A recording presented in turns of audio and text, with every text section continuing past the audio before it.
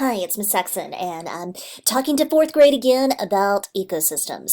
So, a tool that we have at Burris is PebbleGoNext, and I wanted to show you because it's a really great way to research for information, and it's research that you can trust.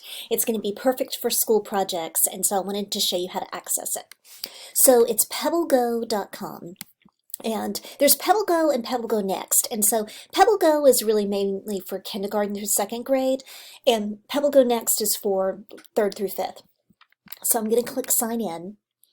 And our password, and I'm going to give you this password, it's capital ALB is the username, and the password is school, lowercase school. So what you can do, you can go through and click on science, but you can also just type in ecosystem. And so it automatically pops up something, and it has all these different options. You can click on biomes, and it'll tell you about all different types. The temperate forests, the oceans, deserts. So you can try to find something that you are interested in. So I'm going to click on savannas. It gives you an overall general description. It has a picture. It talks about climate, the grasses, trees, animals. So it's got lots of different information. It also has like people that live there. It has different photographs. It has a little video link that you can watch. It has a dictionary. You know, you guys are talking about non-fiction text features, and a lot of times books will have a glossary that gives you meanings. They have a dictionary, so you can look up things like if you wanted to get a definition of savanna, it will give you some definitions. So there's lots of different features with this site that you can use. Let me go back to Savannah again, and I'm going to go to, I'm going to X out the dictionary, but it has all these different things on the article that you can use. And then if you have to cite, down here it says cite, and that's to show where you got your work from.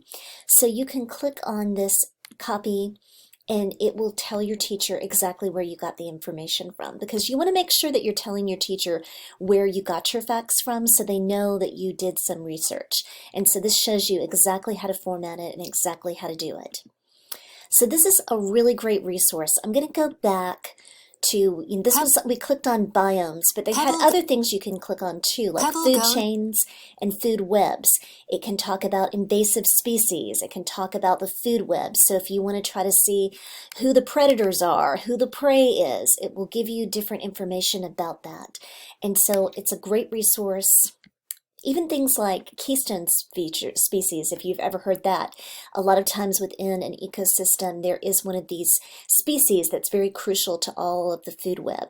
So it's a super great way to do research and get a lot of really good information. Science. It has producers and composers and decomposers, and that's something that's really important when you're studying an ecosystem, because everything's connected and they all have a place, and this will really give you that kind of information. So just to recap, PebbleGoNext. There's PebbleGo and PebbleGoNext. PebbleGo is probably a good option for fourth grade to give you information. You can type in ecosystems. You can also type in, if you want to type in just your specific ecosystem, like if you're doing tundra, you can type that in, and it's going to pull up a lot of the information that you should need. So I hope this is useful to you. I'm always happy to answer your questions, but I wanted to make sure you guys knew about PebbleGo, and I will share this with you on Schoology. Thanks.